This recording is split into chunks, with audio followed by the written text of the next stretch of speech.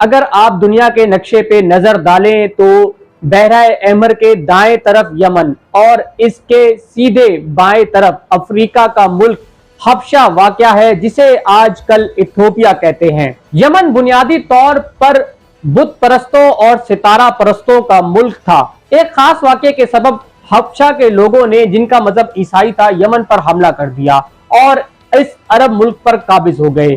اس طریقے سے یمن میں عیسائیت پہنچ گئی اور یمن کے اندر عیسائیت چھا گئی۔ حبشہ کے بادشاہ نے ابراہ نامی ایک جنرل کو یمن کا گورنر بنا دیا، جو کہ ایک پرجوش عیسائی تھا، اور اس کی خواہش تھی کہ اس خطے میں عیسائیت زیادہ سے زیادہ پھیلے اور عیسائیت ایک مقبول مذہب بن جائے۔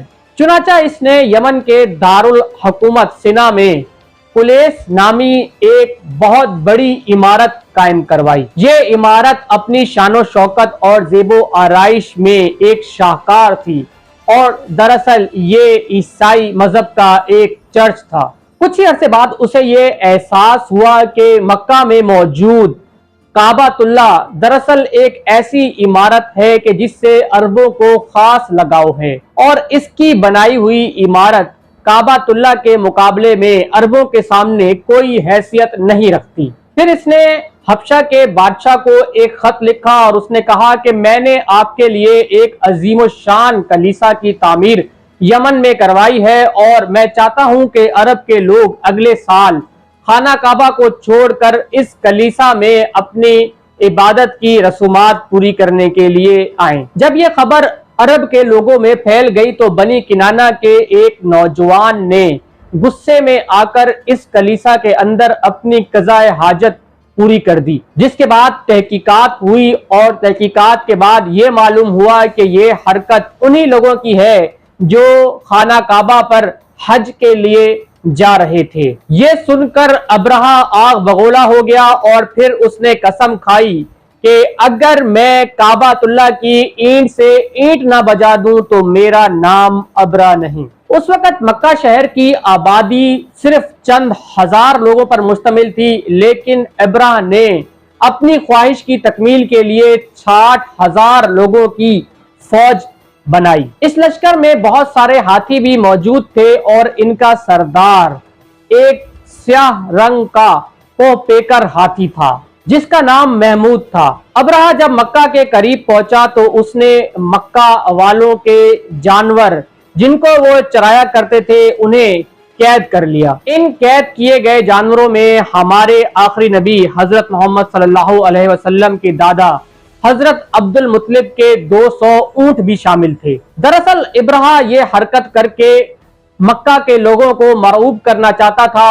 اور وہ چاہتا تھا کہ بغیر جنگ کے ہی اس کا مقصد پورا ہو جائے۔ اس لیے اس نے اپنا ایک قاصد مکہ بھیجا، جس نے مکہ جا کر ابرہہ کا یہ پیغام دیا کہ ہمارا مقصد جنگ نہیں ہے، ہمارا مقصد صرف کعبۃ اللہ کو منہدم کرنا ہے۔ اگر مکہ کے لوگ اس میں ہمارا ساتھ دیں گے تو ہم انہیں کسی قسم کا جانی نقصان نہیں پہنچائیں گے۔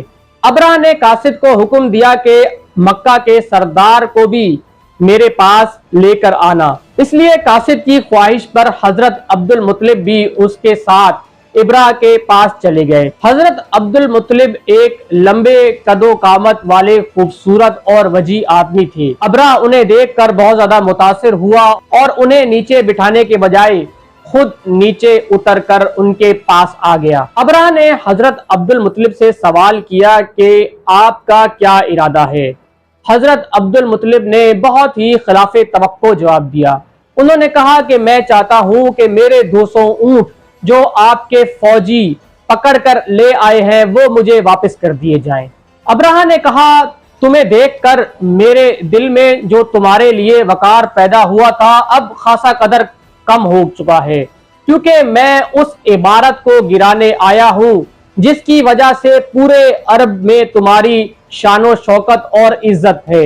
تم نے اس عمارت کے متعلق کچھ بھی نہیں کہا۔ حضرت عبد المطلب نے جواب دیا کہ ان 200 اونٹوں کا مالک میں ہوں، کعبۃ اللہ کا مالک اللہ ہے، اور اللہ تعالیٰ خود ہی اس کی حفاظت کا ذمہ دار ہے۔ یہ سن کر ابرہہ نے 200 اونٹ حضرت عبد المطلب کے حوالے کر دیے۔ حضرت عبد المطلب قریش پہنچے اور اپنے قبیلے کو صورتحال سے آگاہ کیا۔ حضرت عبد المطلب نے قریش کے لوگوں کو مشورہ دیا کہ وہ پہاڑوں کے پیچھے چلے جائیں اور مکہ شہر کو خالی کر دیں۔